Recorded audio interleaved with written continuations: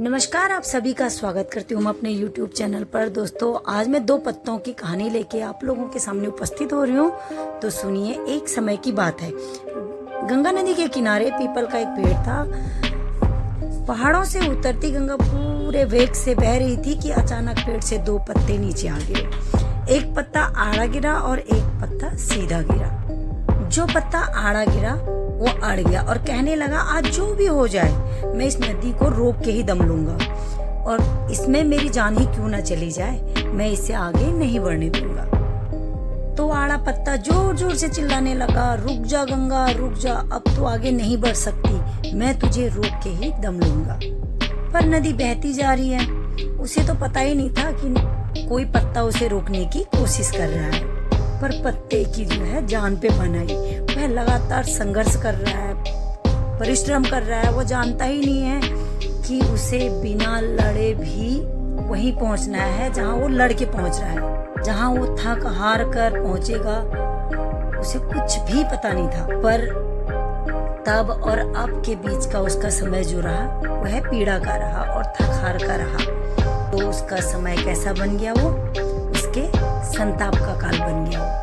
और वहीं दूसरी ओर जो पत्ता सीधा गिरा था वह नदी के प्रभाव के साथ पूरे मजे के साथ बहता चला जा रहा है, जैसे कि नदी को वो पत्ता अपने साथ बहा ले जा रहा हो।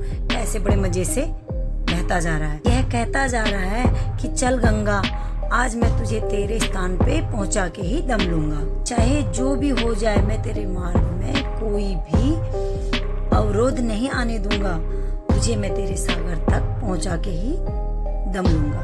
नदी को इस पत्ते का भी कोई पता नहीं था। वह तो अपने धुन में ही सागर की ओर बढ़ती जा रही थी। पत्ता बहुत आनंदित है। वह तो यह समझ रहा है कि वह नदी को अपने साथ बहाए ले जा रहा है। आड़े पत्ते की तरह सीधे पत्ते को भी नहीं पता है कि वह नदी का साथ दे या न दे, नदी तो वहीं पहुंचेगी जहां उसे पहुंचना है। पर यह पत्ते का तब और अब के बीच का जो समय है वह सुख का है, उसके आनंद का है।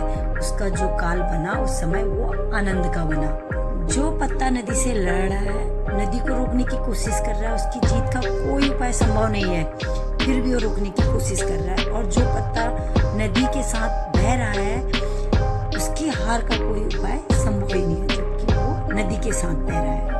ठीक इसी तरह उस नदी के समान ही हमारा जीवन भी है, जिसमें सुख और दुख की तेज धाराएं बहती रहती हैं। और जो भी हम लोग इस जीवन की धारा को उस आड़े पत्ते की तरह रोकने की कोशिश करते हैं, तो हम लोग क्या है, मूर्ख हैं, क्योंकि हम लोग जानते ही नहीं है कि जीवन इसी के लिए न रुका है और न रुक सकता है। और यह हमारी अज्ञानता है उस आड़े पत्ते की तरह कि जीवन की इस बहती नदी में सुख की धारा को ठहरने का या दुख की धारा को जल्दी बहाने की मूर्खता का कोई भी हम कितनी भी कोशिश कर लें तो बहेगी तब तक ही जब तक कि उसे बहना होगा। सुख की धारा हो या दुख की धारा हो, उतने दिन तक ही बहेगी जितना तक उसे बहना होगा।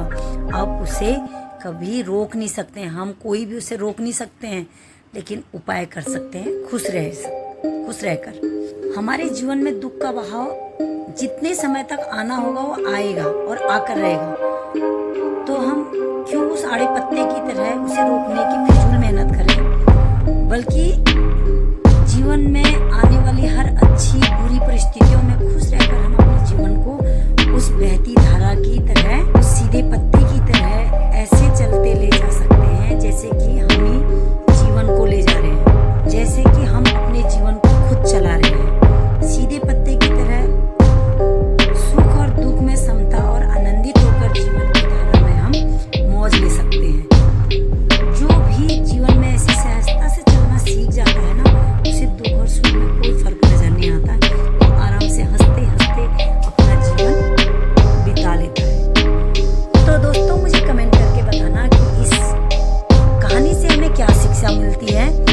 और अगर आपको मेरी कहानी पसंद आई हो तो मेरी वीडियो को लाइक कर देना, मेरे चैनल को सब्सक्राइब कर देना और प्यारा सा कमेंट करके मेरे चैनल को आगे बढ़ने में मेरी मदद करना।